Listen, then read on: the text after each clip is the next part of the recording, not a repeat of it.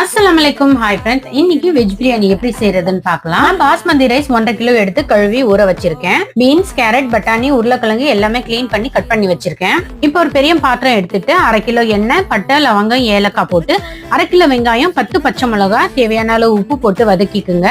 இஞ்சி பூண்டு 4 ஸ்பூன் போட்டுக்குங்க.